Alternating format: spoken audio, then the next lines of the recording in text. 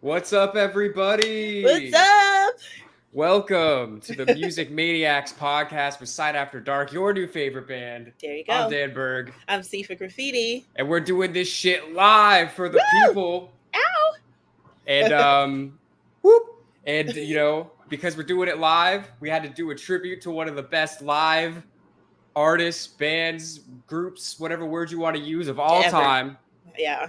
And we're talking about a band. The band. A band that was called Queen. Yeah. Woo! And thanks for being here. Let's get into it.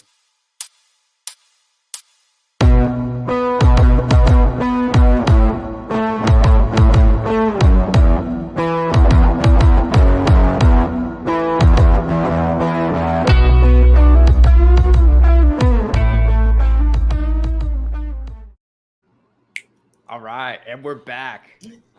Doing it up. Talking about Queen, okay? Oh my gosh. And here's the thing. So first of all, shout out to all y'all. So this is the reason that this all came about. So we started this podcast like a year ago.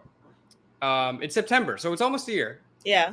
And at the beginning of July, we had like 500-ish subscribers on the YouTube channel. Yeah. And as of now, we have like 2,500 in mid-August. Right. So it's crazy. Like the growth has been crazy. And we wanted to do like live podcasts as a way to like give back to everybody that's been like coming up and following us and shit. And for those of you that are very astute viewers, you might notice that we're not in the same room right now. And the reason for that. I thought you were right over here. Oh, I'm on the other side of the room. Okay. Yeah. But the reason for that is because as we were getting ready to do a live podcast, we realized that we don't have the equipment necessary to do it in the same room. So we were like, fuck, all right, I guess we got to do it like this. So, but we're obviously just super excited to do it. We're excited for y'all to be here. Mm-hmm. We'll do it live. Fuck it, we'll do it live. Did we curse live? Or are we going to get taken down? Is that okay? I think so. Did we fucking curse or what? Yeah, I've definitely heard cursing on a live. Yeah, that's right. Okay, this is not national TV. We're not on SNL right now. Hilarious. I want to read comments so bad. We don't want to read too many comments during it because it'll probably fuck up our flow, but we will get to like comments and stuff and questions all at the end. So definitely keep commenting, talk between yourselves. We appreciate it, but we're going to get into it. We're talking about one of the greatest bands that's ever existed. Yeah. Bar none. Yeah. And I got to say, like, it's so easy when you talk about Queen to just like think about Freddie. But as I've been doing so much more research, I realize how important everybody in this band is to the success of the band and how important they all are. Like, I really have such more respect for each of them as a group and as individuals after doing and not right. And not even just because, let's just spread the love around. It's like each member of Queen is in the Songwriters Hall of Fame. Like, that's crazy. They all make hits. And it's so crazy. And like, this is obviously, we're going to talk about Freddie. We're going to talk about all the boys, but it's like, it's such a compliment to Freddie that he lives the words so much that you wouldn't even really know that he didn't write all of these songs. Right. Correct. You know what I mean? Mm-hmm. So it's like, it's not that you don't get love for all the other people. It's just like, he embodies the words so much. It's like almost easy to forget that he didn't write all of these songs. Yeah, he is your quintessential frontman. I would love to have somebody like that as a frontman if I were an instrumentalist. You know what I'm saying? I write a song down and I'm using my hands and you get to like live what I'm writing. It would be a joy to play with him all the time. Yeah, I mean, and you could really feel that joy just watching them. Mm-hmm. But we'll get into it. Okay, so where do we even start? I would start with Roger. Okay, go for it. I just want to start with Roger Taylor because I just feel like he's like the sturdy ox in between, right? Writing the songs, this born in England, of course, and just starting off young and just getting to meet Brian and then just starting away. Like Brian and Roger is who I want to start with. Yeah. So I guess if we're talking about like Queen, we got to talk about Brian and Roger first, and then we can bring everybody in and get into like the backstory and stuff. But so Brian was a student Mm-hmm. at the Imperial College of London. Uh-huh. Uh-huh. That is a bargain basement school, just in case you guys want to know. If you Yeah, didn't figure it out from the title, it's the worst school you could go to. nobody prestigious has ever gone there. It's kind of like those things, like if you go to the Imperial College of London, like you kind of try to hide it from your friends. Yeah, You don't want don't everyone to mention know. that. But so Brian was there. He was studying physics, right? Hmm. Even though his real love was astronomy. Yeah, Brian or Roger? Brian, did I say Roger? No, you said Brian, but Roger was studying too. Oh, yeah, my bad. So Brian was there for physics and astronomy, Yeah, and he wanted to start a band. He was a yeah. guitar player. We should probably say that. He did play guitar. He plucked the strings, you know what I Uh-huh. mean? And he wanted to start a band, and he put up back in the day, before social media, if you wanted to post something, you actually had to put it up on a wall, Yes, like a yes. physical wall, not a Yeah. Facebook wall. Mm-hmm. You know what I'm saying? Your memes. So he had to actually post an ad at the Imperial College for a drummer. And the way that he did it is so fucking funny because he's like, I'm looking for a Mitch Mitchell, Ginger Baker type drummer, Yes. which is like, I mean, I respect your ambitions, dude. But like, come on, bro. Like, that's like, imagine the other end, Roger, who who drums. It puts up an ad. He's like, I'm looking for like a Jimi Hendrix type guitarist, like a Jimi Hendrix, Jimmy Page type guitarist. If there's anyone around, They should be lining up. you know what? It's a very lofty goal, Yeah. But he went for it. He did. And, Well, no, I wasn't gonna say. I was just gonna oh, say my how bad. intelligent he is, because this is somebody who actually made his guitar. He made it sound just like it was. Like this man, he could have been a great physician. No, I'm just kidding. A great physicist.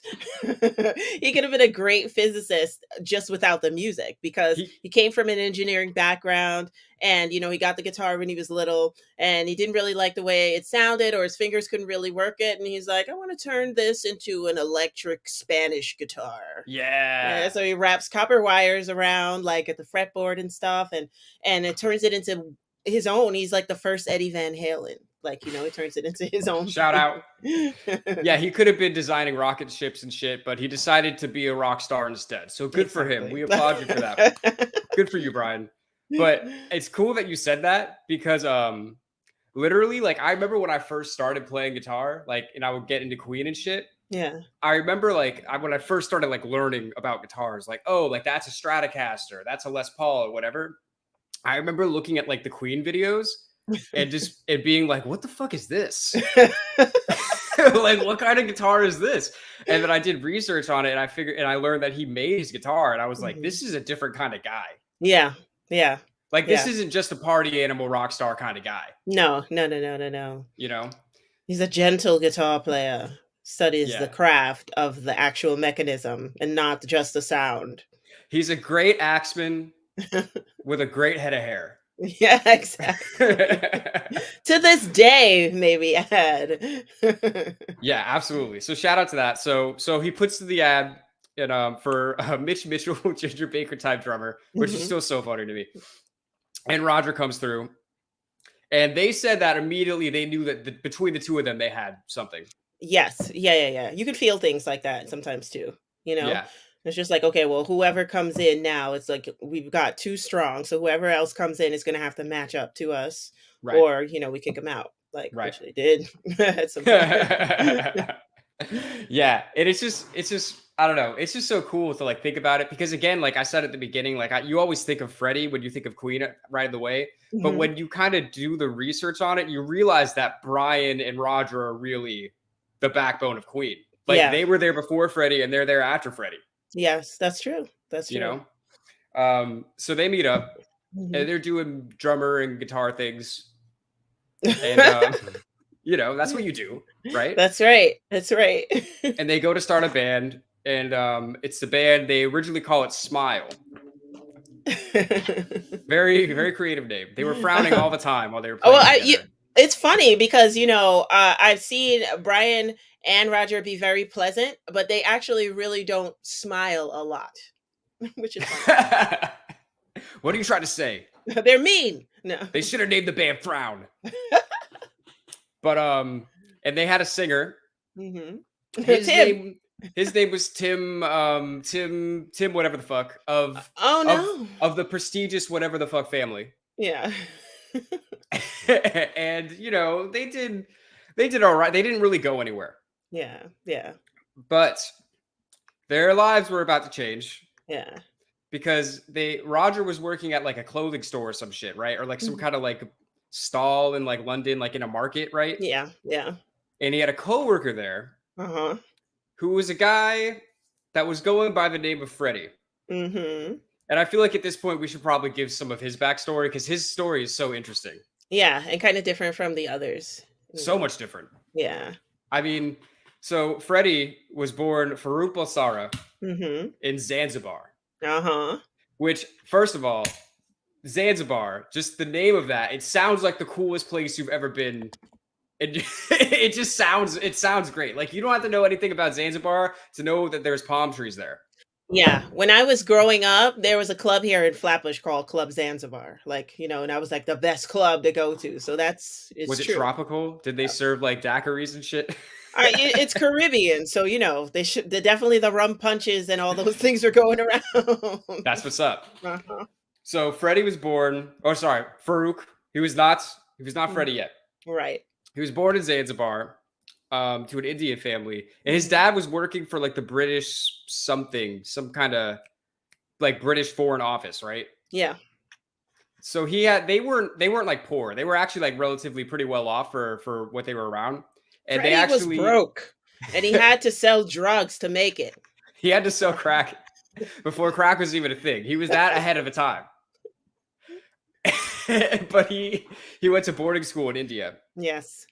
And at the boarding school they teach you to be like very like proper English. So he ended up being more like proper in English than a lot of the people that he ended up meeting in England.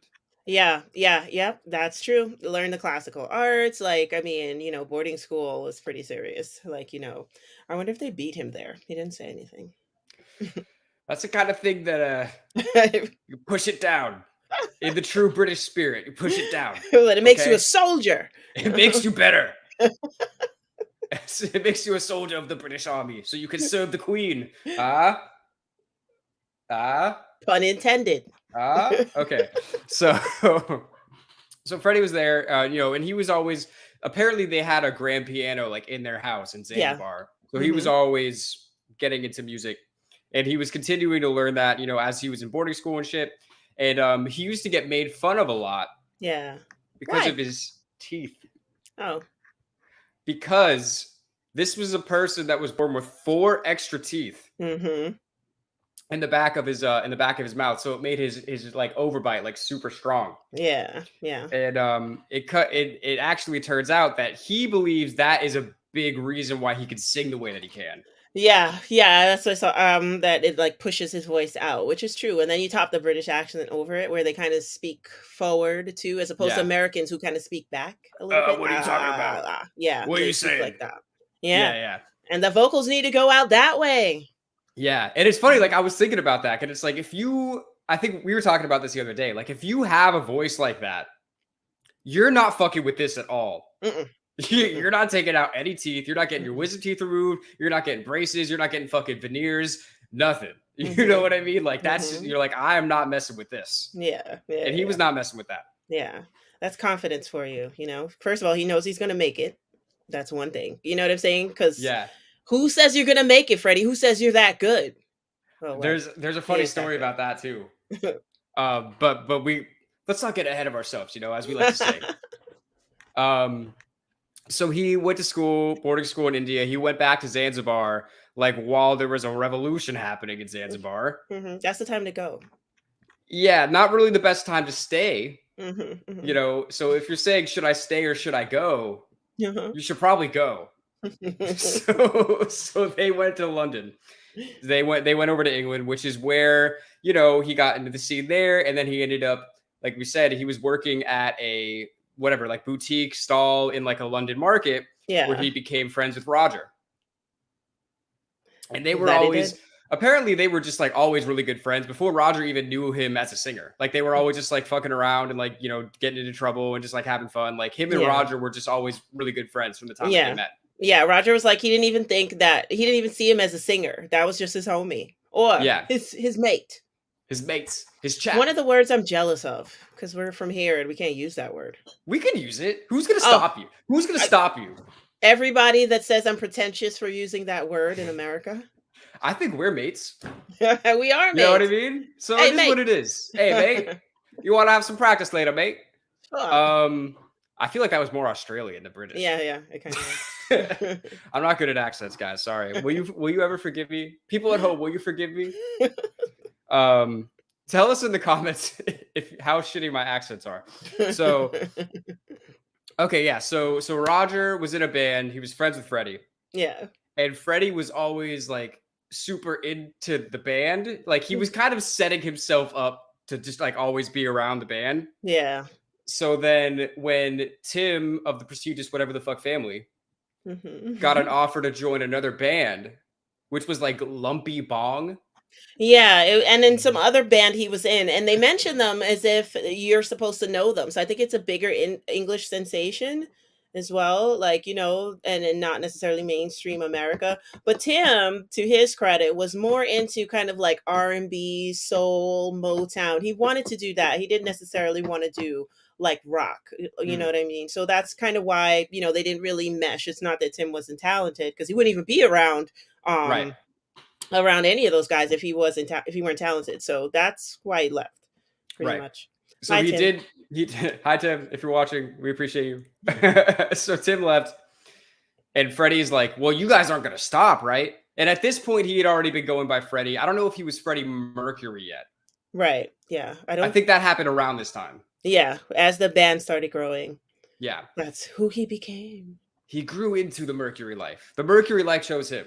You know what I mean? He didn't choose it. But yeah. So Tim leaves and Freddie comes in. And he's just like, all right. Apparently, he always had like a very fine eye for detail. Mm-hmm. And he was like from the very beginning when he got in the band, he was like, okay, we got to switch some things up. So we're going to have a new name and it's going to be Queen. And that's it. Yeah. He's just like, it's going to be called Queen. Okay. And it's like, it took them seconds, literally, because they were kind of like, I don't know about that. And it's like, it'll stand out. Like, it's different. And it's like, why not? Like, you know, that's that boarding school in Freddie for the detail there, you know, right. Everything in its perfect spot, I guess. And I didn't know this until I was doing research for this. He designed their logo. I didn't know that until I was researching it either. Yeah. Which is pretty cool. It's like, I wish I don't have the logo right now, but it's like, it has like a crab for Brian, who's a Cancer. Shout out. You got the two, what fuck? Because Roger's not even in the picture yet. Roger Deacon. Right. Because they had a bunch of different bass players. John Deacon. Oh, fuck. I'm fucking up. I'm getting all these names. I'm just getting really excited, guys. John Deacon, or as they call him, Deaky. Yeah. I heard somebody in a video. I heard somebody introduce him as Deacon John, and I'm like, am I wrong here? Is that just the British way to do it? I guess so. Hello, everyone. My name is Berg Dan, and I'm here to play guitar for you. Berg Dan. Oh my gosh, that's cool. Bergdan? Bergdan. It could be one name. You know what I mean? Yeah, that's your new stage name. Yeah, you heard it here first. Okay, so what were we saying? Okay, so they were going through bass players. Yeah. Right. They were going through bass players until they ended up with John Deacon, who not only was a great bass player, but he was also like an electrical engineer. I mean, these guys, like... the brains on these guys, you know? And he apparently engineered some of the amps that Brian would use to get some of the sounds in some of their records. Yeah. Which, again, I didn't fucking know that. Give these guys their flowers now. Yeah, but so the band logo, we're going back to that. So it's a crab for Brian, who's a Cancer. It's two lions, right, for the Leos, who are John and Roger, and then like fairies for Freddie. Yes. Right? All around like some kind of like almost like a crest, kind of like based on like the crown or whatever. And then they have the crown. And I just thought it was so cool. Like, I didn't know Freddie fucking made that. He really knew how he wanted to present the band, like from the second he got in. Yeah. Which is sick. A visionary is what we can call him. He did have vision. Mhm. Vision he Mhm. had. And okay, Yeah. so they get together Mhm. and they started making songs, obviously, and they knew. Well, first of all, they knew that Freddie was different when he started singing. Mhm. Because he just Mhm. had, this is the thing about Freddie. We'll obviously talk about this more. He was just, I would consider him like the probably one of, if not the greatest frontman of all time. Me too. And he just has the crowd like this Yeah, the he's whole got the time presence, like everything. from the Mhm. start. People were just like, he would be in just like a little club and just like no, you couldn't take your eyes off him. Mhm. Mhm. And it's funny you brought up earlier. He was like the confidence in himself to like know he was going to be big. This is a story that I think it was Tim that said this, but I could be wrong because they were all friends before Freddie was in the band. Yeah. He was always saying that like he was going to be like a pop star, and then one day Freddie was in the bar, just like all sad, like fucking like head down, just like looking all sad. Yeah. And Tim goes up to him like, "Fred, what's wrong? What's wrong, Fred?" And he's like, "I'm not going to be a rock star. I'm going to be a legend." And I'm like, whoa, this guy knows what's going on. Yeah, yeah. He's speaking to whoever's out there in the ethereal plane that's giving him those songs. Well, the question is, was he speaking to them or were they speaking to him? Mm. Maybe they're having a conversation. Was it the muses speaking to him gently in his ear, or was it a back and forth? I it, I'm going to say it's a back and forth because it's Freddie, Yeah. not Kruger. He can sing through the heavens, Mhm. you know? Mhm. But so the band is together, the classic lineup, and they start making their song, they start touring around, they get signed, and they put out their first album, which doesn't really do much. Right. It is okay. I would be happy with it Yeah, and as it's a cool. yeah. Mhm. Brian was like, you think you make it, you go in the record store and you walk in the record store like, "Hey, do you have the new Queen album?" And they're like, "What?" Uh-huh. Uh-huh. Which is just, it's so crazy to think of like, that start to, what they become. Yeah. What they become is out of control and astronomical. So It yeah, really is. yeah. So that first album doesn't really do that great, but it still gets their name out. People are still kind of hearing and knowing about them enough to put out a second album that freaking rocks, you Queen know? 2. Exactly. And this is really it's so weird how just like such like little, like, what do they call it? Like the butterfly effect, how such like one little tiny thing can just create this completely like cascading effect that just changes everything. Mhm. Mhm. So there was this show. I don't know if it's still going on, but I know it was a big deal for a long time. The Top of the Pops, Yes. right? And David Bowie, who is pretty good by himself. I don't know if you guys ever heard of him, but maybe you should check him out. Uh, he was scheduled to play, and literally the day of, I guess he didn't have like the video that he wanted ready, or like something didn't happen the way that he wanted it. So David Bowie dropped out, and Top of the Pops producers are like, "Oh fuck, it's the day of. Like, who are we gonna get?" And apparently Queen were like the only people that were ready to go, like on that day. Like the Yeah. opportunity was there, and they went for it. Yeah. And so they played Top of the Pops, and they just murdered it. And it's funny because Top of the Pops, you're lip syncing. Yeah, it was like a corny show. I think Roger was like, "You hit the cymbal, and it's just like, doof, like it doesn't even make any sound at all, and stuff like that." So they thought it was really corny, but at the same time, they knew it was a really great opportunity. It's just one of those things. You go on the cheesy show, and Right, everybody gets to know you, though. You know right. what I mean? You might not be able to curse, you might have to change your words, you can't play live, but you're gonna get known. Well, this is the way that I see it. It's like all those things that you said, but also with Freddie, you put that man on a stage, he is going to do everything that he can. Yeah. You know what? There's no half-assing with him. It's like if you were turning on that TV, you would be like, "Who the fuck is this guy?"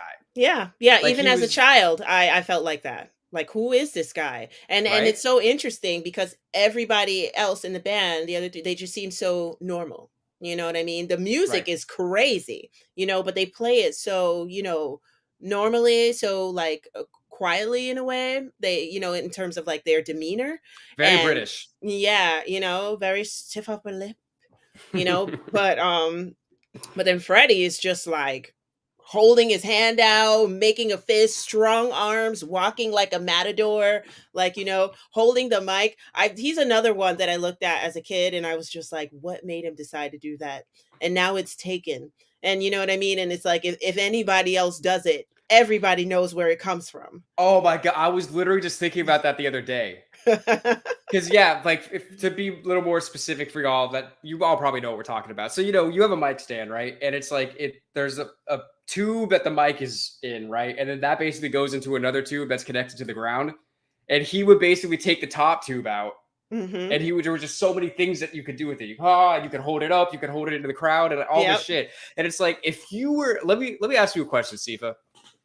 If we were at an open mic or we were at one of our shows in New York City, which, by the way, if you're around New York City, come see us at Brooklyn Music Kitchen September 9th. Hey, if you were at a show and you saw anybody ever do that with the mic, what's the first thing you're going to think?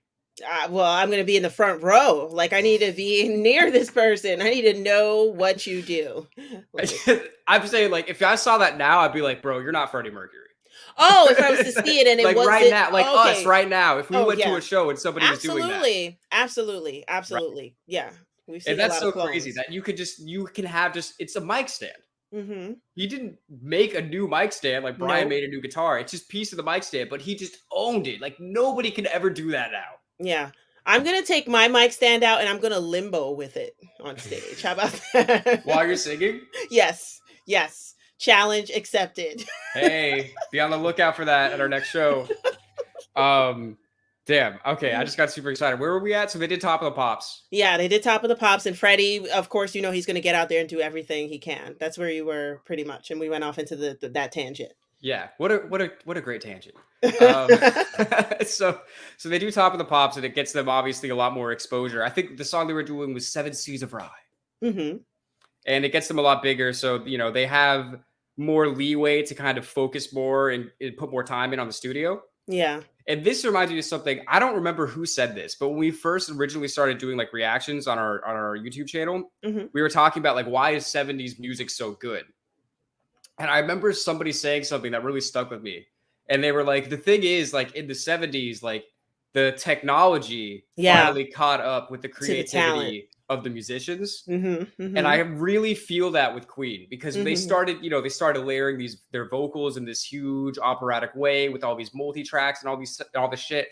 And I think about it, I'm like, yeah, if this band came out like 5-7 years earlier, they might not have been able to do that. No. It's too progressive. You know what I'm saying? They're part prog as well, Queen. They put everything into their rock and roll. And I feel like, there are a lot of people who feel like they're not really rock, you know what I'm saying? But they've literally made like their own lane, you know what I mean? And put so many different forms into rock. And that's what you want to do with such a great style of music. You want to be able to have a whole bunch of different tentacles and stuff. And now look at us this day. Like we have so much. We got our alternative, we got new metal, we got so much different things, Yeah. Thanks, rock fathers. Thanks, Queen. But yeah, so that kind of culminates in a song. I don't even know if song is the right word. It's just a fucking epic. Yeah. I mean, honestly, it's a song called Bohemian Rhapsody. Mm-hmm. And it's like, this song is just it's a masterpiece. I don't throw that word around a lot, but I'm sure all of you already know that it's a masterpiece. It's just crazy. I mean, it's like, it's opera, it's rock, it's like a ballad, it's everything all in one. And they were saying it was, the recording for it was so crazy. They had to record it in like six different studios. Yes. And nobody really even knew what it was going to be like, except for Freddie, really, who had it all in his head. Yeah. Because it was like, you do guitar at this studio, you do some vocals at this studio, you do some drums at this studio. Like everybody's like, I mean, it's going to be something, but I don't really know what it is. Yeah. And he had been working on that song for a while, like the words. He knew he wanted to do some type of mama type sing out because he had a favorite song and it was similar to that. And he wanted to start out the same style like it. But yeah, nobody knew. You just heard like Galileo's here, high pitched here, driving guitars here. You're just like, what is this going to be? Like, yeah. It's so crazy. Sorry. No, and then it ends up what it is. That's all I was going to say. It does end up what it is. And it's just so amazing. And of course, the record label is like, what are we supposed to do with a 6-minute song? This isn't a single. What the fuck is this? What is this, an Right. art piece? Yeah. You know what I mean? Yeah. And But that was like 75, right? And yeah, they already had international success like by then and stuff like that. So they were just going up and up and up. I think their So biggest song before that was Killer Queen, right? yeah. Yeah, yeah, yeah. And that's Killer beautifully made as well. Queen.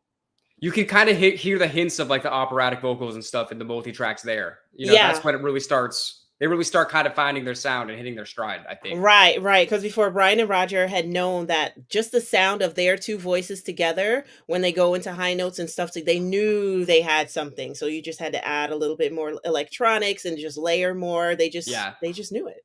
Yeah, and the way they said it was funny. They were like, "Yeah, we realized Brian could do the lowest notes, and Roger could do the highest notes, and Freddie could do everything else." Like that sounds about right. Yeah. So yeah, so they end up making the song, and the record label didn't really want to push it, Mhm. but Freddie had some friends in the business. Mhm. They got, what's his name? I think it was like Kenny Everett, Mhm. the DJ. He was a big time DJ, and he was friends with Freddie. And Freddie was like, "Hey, I got this new shit." Paraphrasing. He's like, "Yo, what's up, bud? I got this new stuff for you." And the record company didn't want him to play it. The radio station that he was on didn't want him to play it because it's this crazy song. Nobody would ever expect this to be a hit. Mhm. And it's so funny. He was just like, "Oops, my finger slipped. Oops, my finger slipped again." He played it like 14 times in a weekend. Yeah. And now all of a sudden the label is getting thousands of calls like, "Hey, when are you putting this song out? This is fucking amazing." Right? Take It's like, that label. yeah. Yeah, whatever label they were on at the time. I don't remember. It's not important. Mhm. Sometimes the Okay? suits don't know. Most of the time the suits don't know.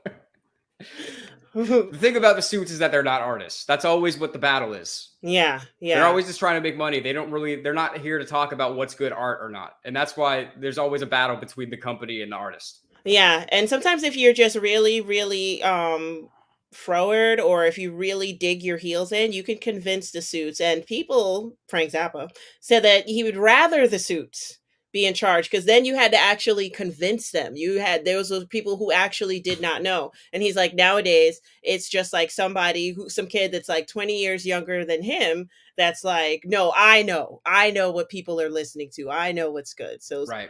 the suits aren't too bad. Sometimes. Sometimes. Some of the suits will give you a pass, okay? But yeah, so that song, it just becomes huge, right? And I mean, nobody's heard anything like this before, so it just brings them to a completely different stratosphere. Takes them all the way in the future to Wayne's World. But It takes them they 20 make a years time in the machine. future. Yeah. That's you know what that is? You know what I call that? What? Foreshadowing? Excellent. Oh. Hilarious. Shout out to Wayne's World. And shout out to Wayne and Garth. But yeah, so they're full blown, just huge international rock stars. Yeah, and they popularized like the music video with that too. Right. Yeah, I was gonna say that's another way that they're innovators, because they made a music video for that song like 7-8 years before MTV was even a thing. Yeah. Because a song like that deserves a video. Let's be real. And I like the video too. Yeah, and it's cool. It's cool in its simplicity. You know what I mean? They're not doing crazy things. It's pretty much a stage, and then there's some effects. But for most part, they're just rocking it. You know? Yeah.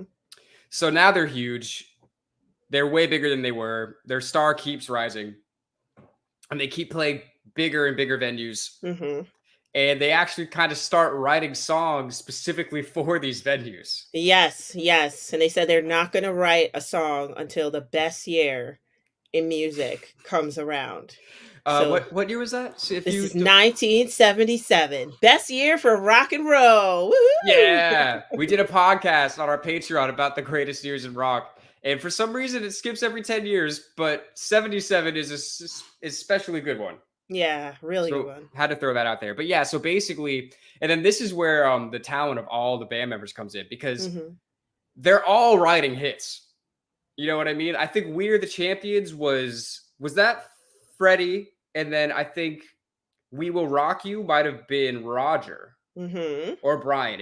We Will Rock You wasn't Freddie. No, definitely wasn't Freddie. Yeah. But anyway, so now they're playing stadiums and they're Mm-hmm. literally writing songs specifically to fit into the stadiums, which is kind of a flex. Mm-hmm. You know what I mean? Like that's pretty dope that you can do that. And it works. And it's just like again, it's just so crazy. Like the way their style is just like it's so like too it's so it can be so straightforward rock, but it's also so operatic and grand at the same time. Like We Will Mm-hmm. Rock You, the hook is just Mm-hmm. like it's the simplest thing ever, but when they do it, it's epic.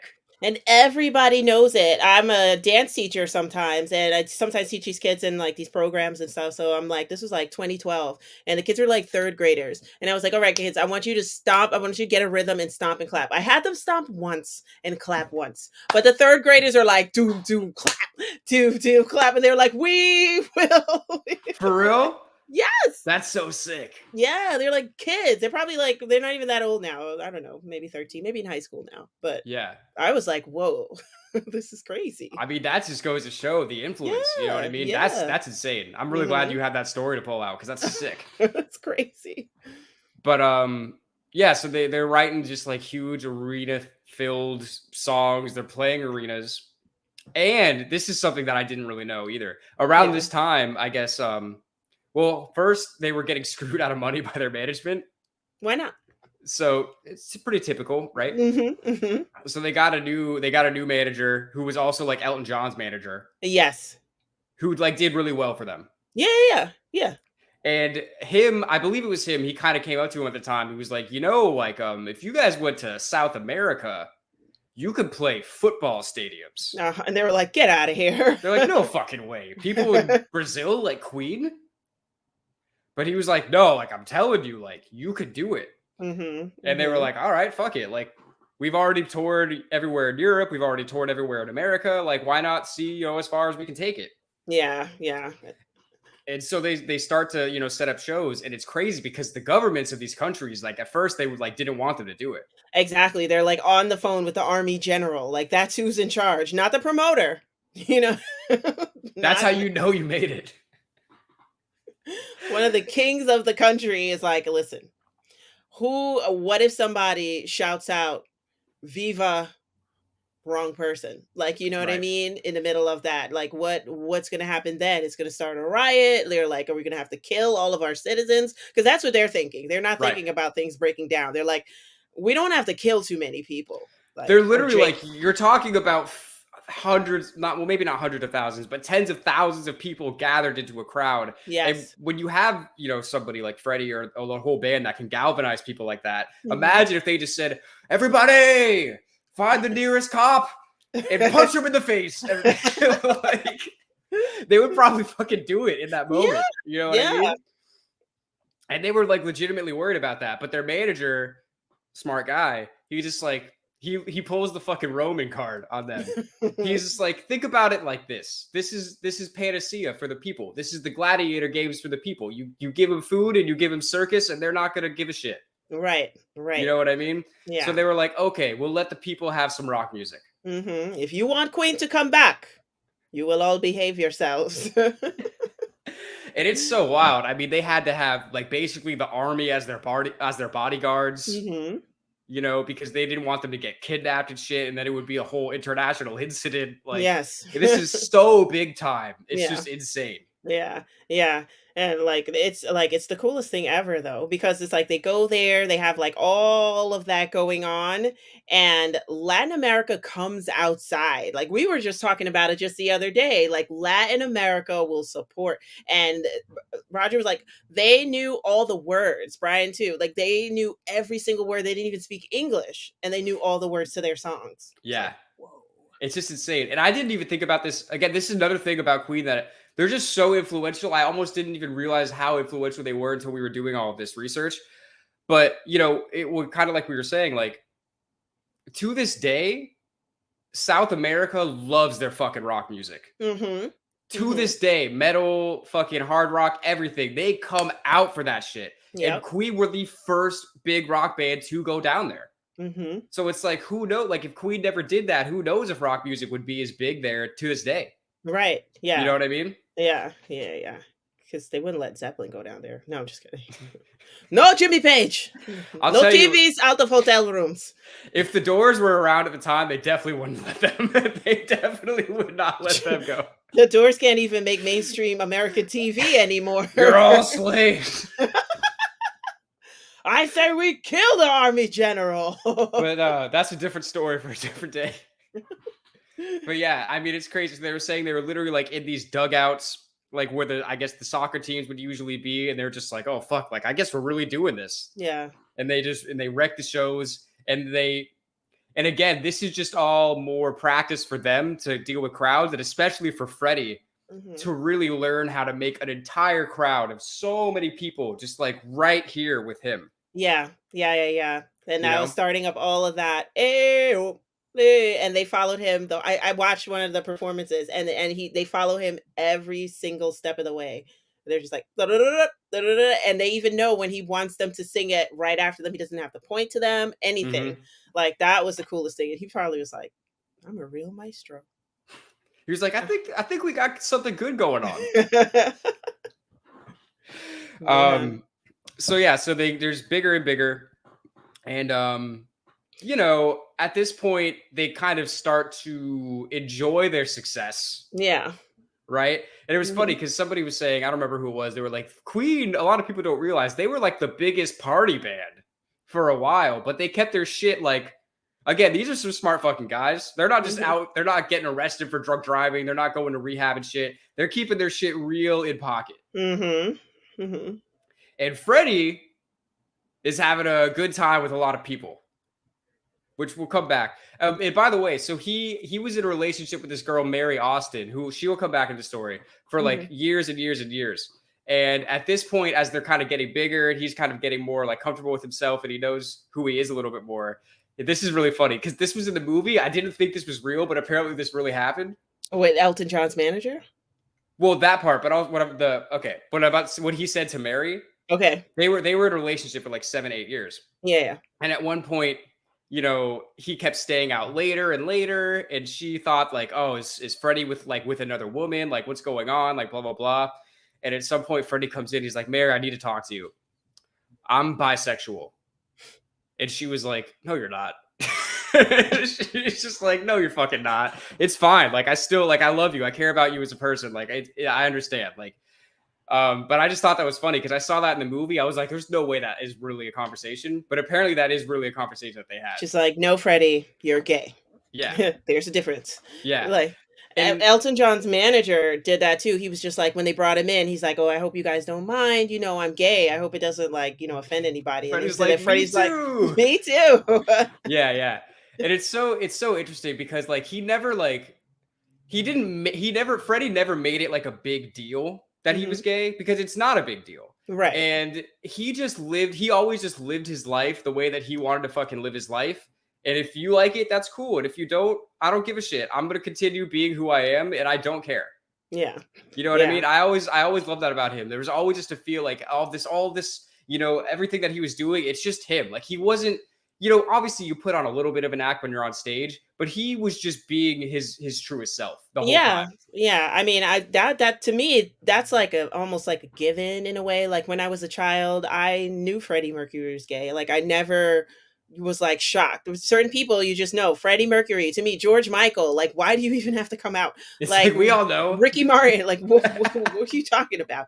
Like, we Yeah. know it's okay. Please stay performing. Like, Right. You just continue to be you and continue to live your life. Yeah. And so around this time, they're getting bigger and bigger. And this is one of the coolest things. I love this that we were talking earlier how every single member of the band is just a crazy talented songwriter. Mhm. So at this point, Mr. Deacon, Mhm. he'll just come in every now and then and just drop a fucking banger. Yeah. And he just comes in with this bass line, do, do, do, do, do, do, do, do, do, do, do, do. And that becomes their biggest song. Yeah. Well, he plays around with it for a while and then they Mhm. take a break and they go out, they have coffee and stuff. And when they come back in the studio, he forgets it. he can't remember it. Yeah, But yeah. Roger remembered it. He was like, I remembered it though. Like, that's how many good riffs you have going on in your head that you're just Right. like, oh, I was just playing around Yeah, and no, forgot it. it's crazy. It's crazy how talented they all are. Mm-hmm. And a similar thing happened. I think this is around the same time, right? They were in Uh-huh. Montreux, Switzerland, where Uh-huh. so much cool rock shit happens apparently. We're If going. if cool rock shit means burning down a casino. But so they were in the studio in Montreux, and apparently, again, here comes David Bowie. Mm-hmm. I guess he just lived nearby, and he was like, "Hey, you guys want to go grab a meal or whatever?" Oh, I mixed them up. Yeah, it's for Under Pressure. It's not for Another One Bites the Dust. That's what it is. That's the riff That was that the one John that he forgot. forgot. Yeah. Oh shit! Yeah, Yeah, it's yeah, yeah, I'm yeah, mixing up. It's the story you're about to tell now. yeah, yeah, yeah. Well, way to ruin my story, Sifa. So sad. But After dark. uh but yeah, so they're in Montreux, and David Bowie just like, oh, let's just hang out. And they end up back at the studio, and again, here comes John just with a fucking just low key banger. Uh-huh. Do, and they're all just like, oh, this is something. Mm-hmm. And next thing you know, you have the song Under Pressure, which is probably one of the greatest songs ever. Yeah. It's Yeah. such an epic song, and it's It's like, so beautiful. like, what do you even say about it? It's so beautiful. Like, the whole band just really feels like they're in sync. Like David and Freddie singing together. It's just such a classic song. Yeah, yeah, yeah, yeah. Yeah. And this is more like the David Bowie that I really know. Like, I don't really know 70s David Bowie that much, like as a child. 80s David Bowie, where he's all cropped with like a suit and like, he's looking super, I don't know, Max Headroom. That's another 80s character. Like, that's the David Bowie I know. And that song is epic. Epic. I wonder why they didn't just change it into a rap song. There's like a little there. You could do like Ice Ice Baby to that and it would be a rap song.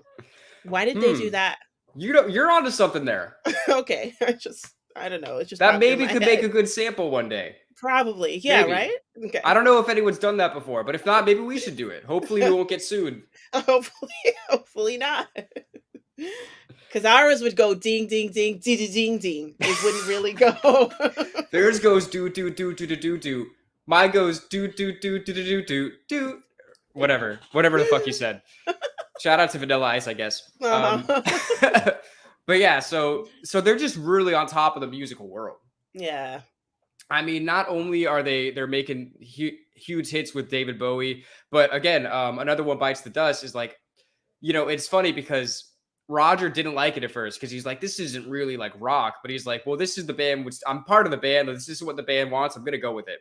Yeah, he's right though. He's right because as a kid, kids used to pull out the cardboard and break dance to Another One Bites the Dust. And Right. my mom didn't even know that was Queen. She was like, the singer didn't even sound white to her. So she thought it was a black person singing Another One Bites the Dust. So they're kind of right on that. Yeah. It kind of falls into kind of like a soul, Right. hip hop-ish disco kind of category.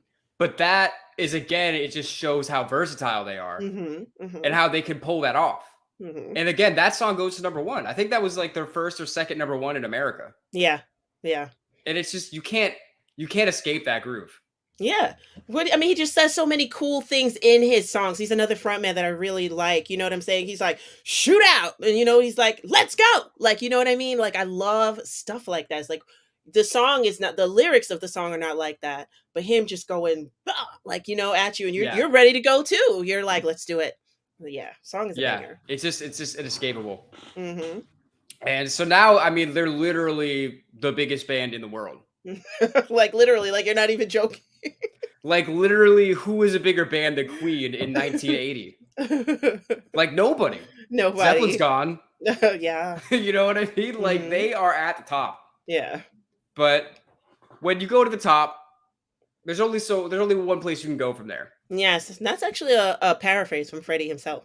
I did see that interview, yeah. Yeah. And so a few things happen that they kind of, their star goes down a little bit. First thing is they do a video for I Want to Break Free, where they're all in drag. And apparently in Britain, that's just like classic like British humor. Yeah. Yeah. I was watching interviews, all the British people are like, oh, this is just classic. But in America, people are like, what the fuck is this? Yeah, it just didn't translate. Yeah. I mean, in all fairness, Roger looked great. in the video. I actually thought it was a girl. Like, you know what I mean? He looked great, but He's a Freddie, pretty man. they don't like that over here. You gotta at least shave the mustache down or tone down the shoulders. You gotta do one of the two. Which to me is what makes it funnier, that he would still have the mustache. You know what I mean? He's just like, oh, it's clearly a joke. Yeah, it's clearly a joke, but I remember as a kid watching that video, like for the first time that I've seen it, and I Yeah. remember not liking it. I remember I don't really Interesting. like that. It's not had nothing to do with like drag. I just didn't like Freddie with the mustache. I didn't like the wig. I didn't like the outfit. Like he needed a new You're like, he could stylist. have had a better outfit. Yeah, he could have done something. RuPaul should have came in and hooked him up. That's where you fucked up, Freddie. But yeah, so America didn't really take to the video, and apparently after that video, they took their popularity in America took a huge dive, even though they were still just huge, literally everywhere else. Yeah, because when you want to think about it, you want to think about where you're coming to play. You're not necessarily always going to play Jersey, New York City. So you're going out into the real America. Okay, you're not in New York anymore. You're in America. New York is not the real America, people. No, not at all. And they're not going to have that in, like, you know what I'm saying, the Bible Belt. You know what I mean? Yeah. And then so the other thing that happens is they play in South Africa at some casino. And I remember they said, like, I think it was Brian, he was like, this is apartheid era South Africa. And I think Brian said that he was like, well, the audiences aren't going to be segregated, right? Because he wanted them to be. No, I'm just kidding. And somebody was like, no, of course not. And then they go to play there, and they pretty much were. Yeah, because it's like the people were trying to cop a plea like posthumously, and they're just like, well, they weren't segregated. It's just most of the people that showed up were white. It was like, well, why didn't you interview the black people then? Because there was no FaceTime. Mix it up. Yeah, you know what I mean? To make yourself not look so bad, you know, but everybody I saw being interviewed was basically Aryan. Like, you know, I'm like, you guys should have helped yourselves out here. Yeah, the PR was not very fucking good on that. You know what I'm saying? Even if it's the roadie or the cook, interview him and have him say he had a great time at the show, so you guys could look good. Just have somebody. Yeah, so obviously, you know, they got a lot of fucking heat for that. So again, their popularity is kind of going down a little bit because they're like, look, these guys fucking supporting apartheid now, and they're fucking dragging their video. What's going on? Like, people started to see them. This was an interesting quote: is that people started to just see them as like mercenaries. Well, as like rock mercenaries. Yeah. Wow. And I was like, that's fucking interesting. I never really thought about that because the way they said it, they just were looking like they were trying to conquer all parts of the globe. Yeah, I get it. And I'm like, well, that is pretty British. That's what I was thinking. It's very pretty British of her, and you know, the actual queen, you know, she was kind of friends with little Hitler back in the day. You know, they were kind of friends. So, you know, maybe she passed the word. We're going to take over the world in all forms, okay? Not just politically. We're going to start on our island, and we're going to spread out, and we're going to get the whole world. The sun will never set on the queen's empire, right? And that's it. That's just what happened. So they weren't as popular as they were during their peak, and they get a call from a fellow who is putting on a charity concert by the name of Live Aid. Oh, I named Bob Geldof. Oh shit, Bob Geldof, who I thought was Bob Dylan, and I used to confuse them all the time. Really? Yeah, Bob Geldof. There's always three for me as a child in the 80s: Bob Geldof, Bob Dylan, and Mark Knopfler. I was ready for another Bob. I was like, it's Mark Knopfler's voice. Yeah, I can see that. I can see that. But Geldof, he wants to put on the concert, charity concert for famine, right? Yeah.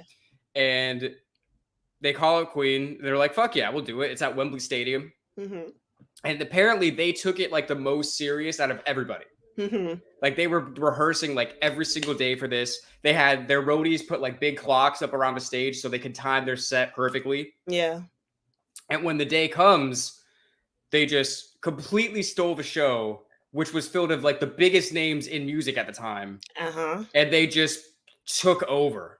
Yeah, yeah. They're like, we had a bit of an advantage with the stadium, Argentina, so Yeah, Brian said that, right? yeah, He yeah, was like, "We yeah, had a bit of an unfair advantage because we'd been playing stadiums. yeah. Like this shit ain't new to us." Is basically what he was saying in his very nice British way. Yeah. But yeah, so they get out there. It's I mean, I was watching that footage yesterday. It's just epic. It's such Mhm. an epic moment in time that's this gets captured.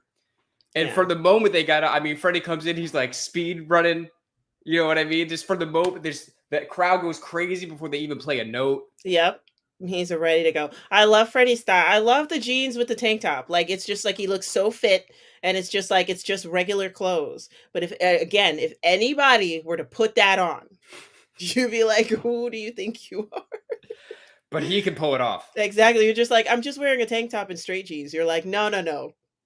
You're trying to be Freddie Mercury." with the mustache. Exactly. Yeah.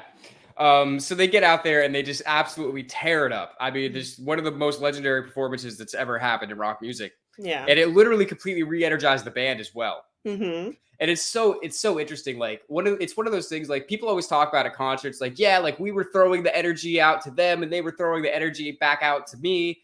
But like when you watch that, it doesn't become like a concept. Like you can see it. Mhm. It's literally like Freddie is like leading the entire crowd of 80,000 people like on this spiritual journey with them. Like he was Yeah. their like guide through the music, Yeah. you I know? really, really like the way they approach their songwriting and their performance because Brian also said he's like I said this in the Ray White interview. Brian May was like, okay, when you feel emotional like that, when you listen to Queen, when you feel like you can just soar into the sky, he was like, we wanted you to feel that. We wanted you to almost cry. We wanted you to think about your life. Like they did it on purpose. And like that's so great. It's not about like, oh, I just wanted to really write a song that would go on the charts, or I really wanted to write a song that meant something to me. And it's just like, no, we want everybody to shed a tear. So how do we Right. do it? Let's do it. Like that's beautiful. Yeah, and again, I mean, when you think of their set list, it's like they had songs that were written by Freddie. They Radio Gaga was written by Roger. He's Roger's daughter. Yeah, Because she came up with the oh, all hear is Radio Gaga, yeah, she whatever, came right? like he was like just doing whatever he does in the room, and then she came in and she was like, radio, daughter or son, I don't remember. He's like, radio, Gaga. Like, you know what I mean? Like, And I he's don't like, know. It's got something there. "Hey, I like what you're doing. I like that." But I again, it wonder if she just gets a writing credit. I I would hope so. well, that's actually an interesting topic of discussion for this. The Mhm. writing credits, because they did it kind of like whoever brought the idea of the song would get the writing credit. Yeah. Until about this point, they decided to discredit everything to Queen, Yeah. Yeah. which is cool. I always fuck Yeah. with that. That me too. That's a smart way to do it, I think.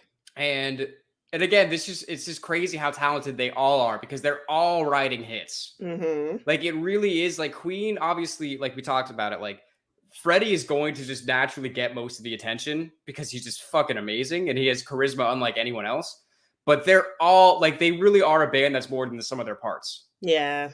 They're Yeah. all they come together to create this, and you have to all be on the same page. Because like imagine like if you were a more I don't know traditional musician and Freddie comes in with like a song like Bohemian Rhapsody, if you're not in the same vibe, you could be like fuck this. Yeah, who does I this don't guy want to think do he this. is? He just wants to hog the whole spotlight for himself. Like you could think so many different things about that.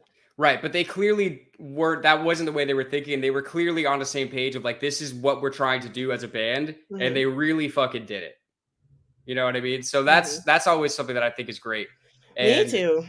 and again, I want to shout this out about Brian specifically because this is another reason why I just pieced this together. Another thing of how I realized how influential Queen is. I'm a sucker for some guitar harmonies, right? Mhm. And when I was growing up, the band that really made me love guitar harmonies was Metallica Mhm. because they were great at that. But listening to Queen and the shit that they were doing way before that, I'm like, I see the influence of Brian. Yeah. You know what I mean? Because some of the Mhm. things I was listening to, some of the way that he layers his guitar, I'm like, this is a template for so much metal guitar Mhm. that comes after.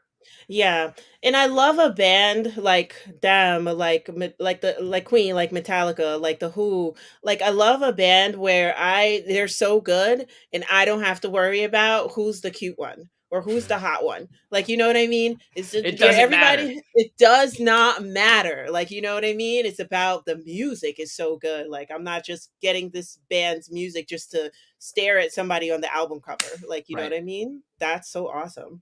Right. Yeah, so they're all amazing, and obviously after Live Aid, it just put a new shot of energy into the band, and they basically became as big as they were before. Like their dip in popularity was gone because again, this not only was this a concert in front of whatever 80,000 people, but it was broadcast live to the whole fucking world. Yeah, So at the same time. the entire world was being entertained by Freddie and the band. The entire world saw this happening. So they instantly became just as big as they ever were. Yeah. Which is crazy. So they go back and they're doing again stadiums, arenas, the biggest possible venues that you could ever do. Yeah. And then they played their last show together about 2 years, I think, after Live Aid. And at this point, Freddie kind of knew that something was a little off with him. Yeah. Yeah. And he even said, like, there's the famous footage of like their last big show. I think it was at Wembley, maybe not. I don't remember. But he had like a crown and he was just like holding it up. You know what I mean? Like letting the crowd go wild. And that was like the last show that they really played together. And he even said, apparently that day, like, I think this is the last time we're going to be doing this. Yeah. Yeah. Which is, it's obviously very sad because obviously you guys probably already know this, but, we were talking about this before. He was having a good time with a lot of people. A lot. And it's a lot. But he lot. enjoyed living. And he said that he just wanted to live as extravagantly as he could with as many as people as he could. At one point, he said he wanted to have sex with his whole audience at one point. Like, you know what I mean? That's as a true performer. Yeah. And I heard about Queen's parties before I even did research for this. Like their parties are legendary. They would have little people doing sexual things. They would ride in some horses. It would be totally, and the house was packed all the time. Yeah. It's like that kind of party, that is a lot. And apparently at one point, their manager even said to Freddie, like as HIV was, because it wasn't really a thing when they started out. Right. As it became like a thing, like, their manager even said to Freddie, like, so because of this, this disease, like, are you gonna like change your behavior at all? And Freddie was like, no. Yeah. I'm fucking living. I don't give a shit. He's like, I'm living my life. And this is what we were saying before. Like, he was always just unapologetically himself. And he was like, I'm going to live my life to the fullest. I don't care. I'm in this crazy position where I'm able to talk to hundreds of thousands of people and I'm going to enjoy it. Yeah. You know what I mean? And so we did. And so as the time goes on, as you get into the late 80s, they can't really perform anymore. They're not really going out and they're not really making public appearances. They're still putting out music. Yeah. They never stopped. Freddie never stopped literally till his dying day. He was like, I want you guys to write me as much as possible. And especially as he knew that his time was coming to a close, because he knew that this was his legacy and that this was going to last so much longer than his physical body. Yeah. So he's like, I'm not going to stop making music. I'm going to do this as long as I possibly can. Yeah. Yeah. And so they put out more albums. Yeah, no, he's a true artist. And they put out more albums, but they're not touring. So people start to have a lot of questions. Yeah. Yeah. And people are scared. Like, you know what I mean? People were thinking like, you can get that just by like, sharing a fork with somebody or, somebody coughs in the air. Are you going to get it? Like, there was a lot of fear. So going out to play in a packed area, you're all enclosed, touching each other and stuff like that. And then it's just like, the fear, if they all know who's going to want to touch Freddie before everybody wanted to touch him. Like, you know what I mean? Yeah. And he kept it hidden forever. He didn't even tell his bandmates for a while, like up until like he knew for a while until he told the rest of the band even like confirmed to it. Everybody knew that something was going on with him, but he didn't tell them for a while. But even after he told them, he was just like, I don't care. We got to keep doing this. So they just continued making music. They continued making music. The press is all up in his face, trying to figure out what's going on with him. And following him to the hospital. Yeah. Like, all kinds of shit. And he literally didn't formally announce that he had AIDS until the day before he died. Which is kind of crazy. Yeah. It is what it is.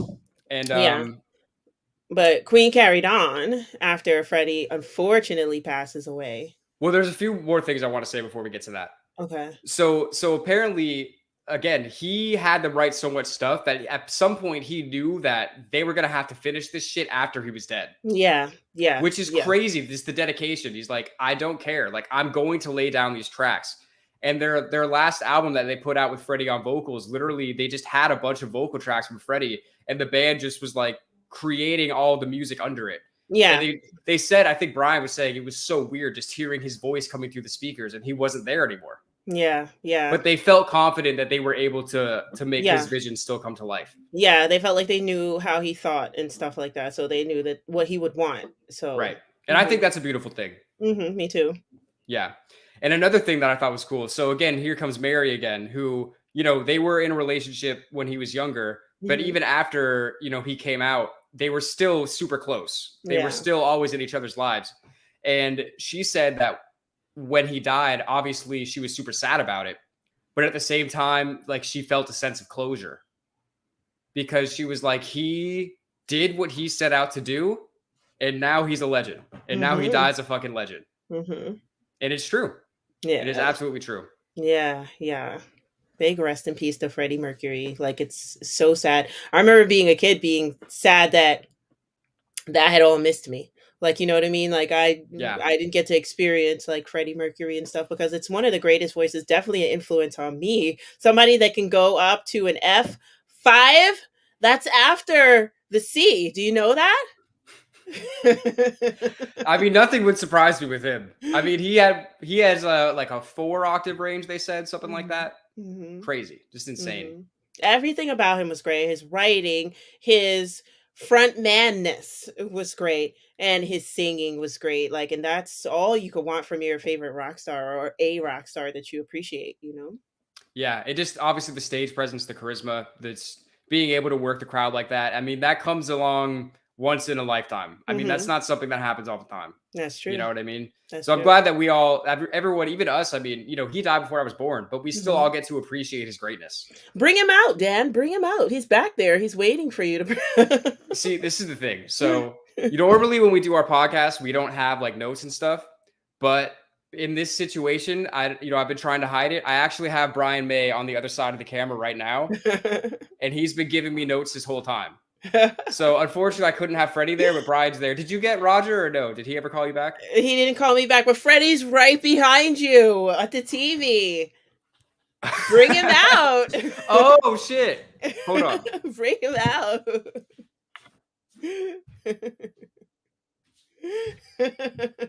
Damn. Now everyone can see that I was wearing shorts this whole time. Oh man, you could have said no.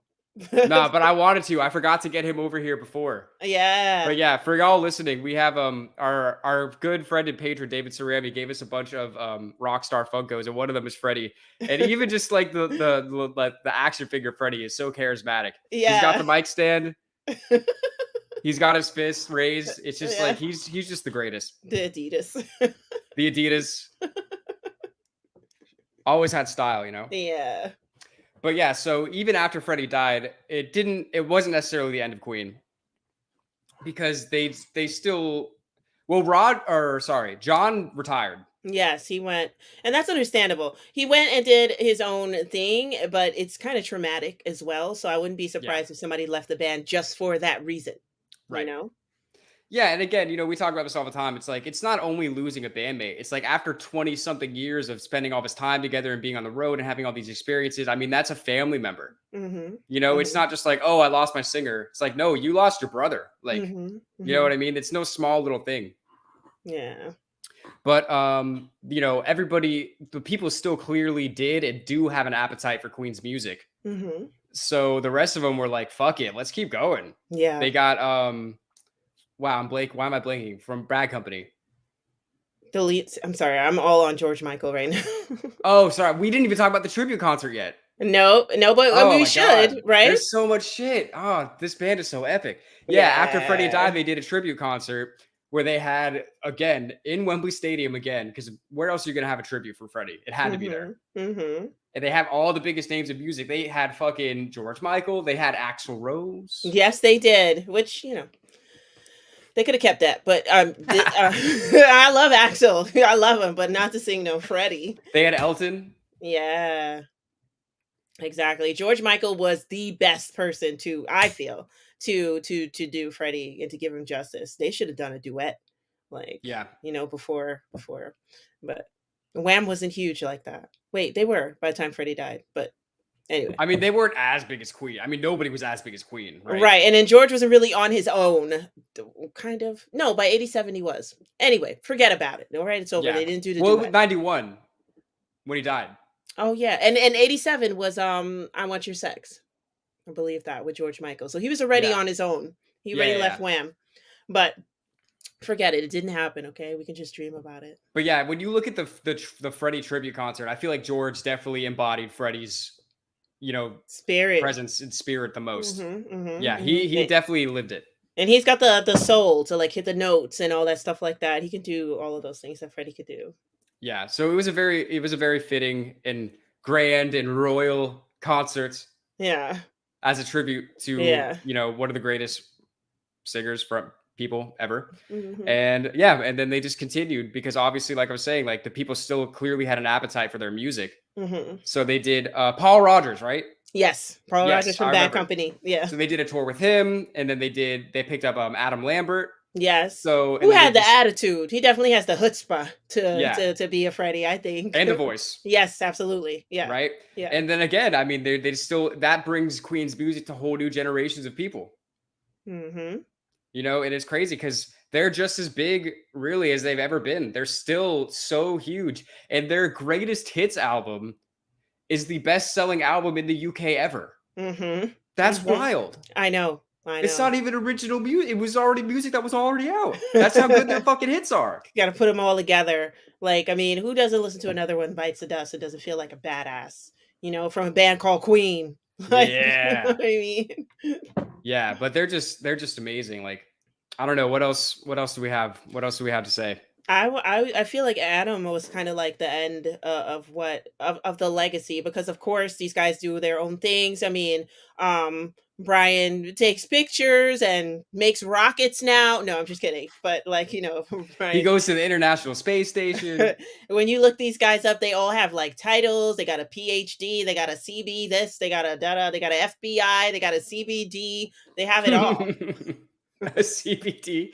One of them has a THC. Exactly. Oh, that's great.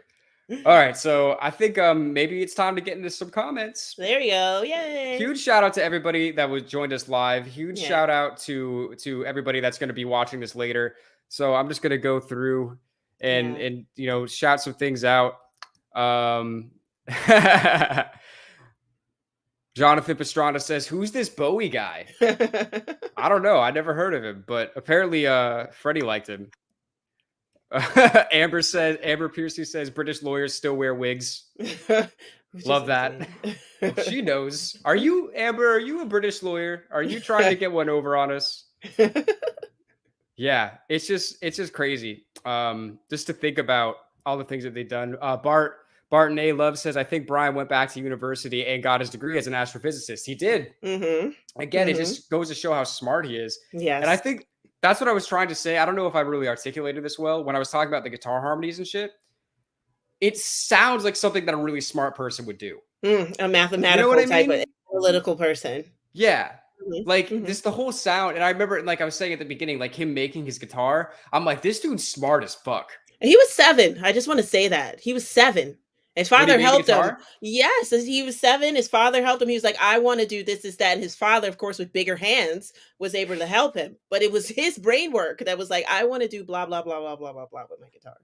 That's crazy. Yeah, that is amazing. Mhm. Just what an epic band, what an epic group of individuals that just happened to be in this place. And when you think about it, it's like, what are the odds of a kid from Zanzibar becoming the biggest fucking pop star in the world? Mhm. Like, it's insane. It's really Yeah. insane that this is a real thing that really happened. I know. It's There's just crazy. so many things that had to line up for all of this to go down. Like everything from Bowie dropping out of Top of the Pops, right? To Mhm. Live Aid even being a thing. That could have just never been a thing, and they could have just Right. never gotten bigger again. You know what I True. mean? Like there's just so many pieces of this that all came together to create this story and this amazing music. Right. Right. I agree. Totally agree. So shout out to the legacy. Shout out to everyone for being here. We appreciate you. If y'all appreciate the podcast, go check us out on Patreon, Music Maniacs. Patreon.com/Music Maniacs. Help us keep doing this. When we get some more patrons, we're going to start doing more bonus content over there. So go check it out. And I don't know, anything else you want to say before we head out? Now, just reading these hilarious comments, like, who thinks Dave Grohl used makeup tips from Fred? Me, I think so, for sure.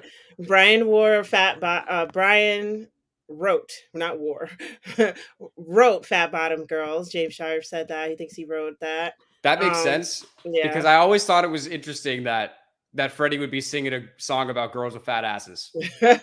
I always, like, every time I hear that song, I'm like, this is interesting. Yeah. You know what I mean? But again, that just goes to show how good he is at embodying whatever the fuck was written for him. That's true. You know what I mean? But yeah, so that's cool. Uh-huh. Well, no, I don't have anything else to say, but goodbye. Goodbye, people. We love you. We appreciate you. We got lots of great podcasts coming your way soon. Once again, we're Side After Dark, and we're out. See ya.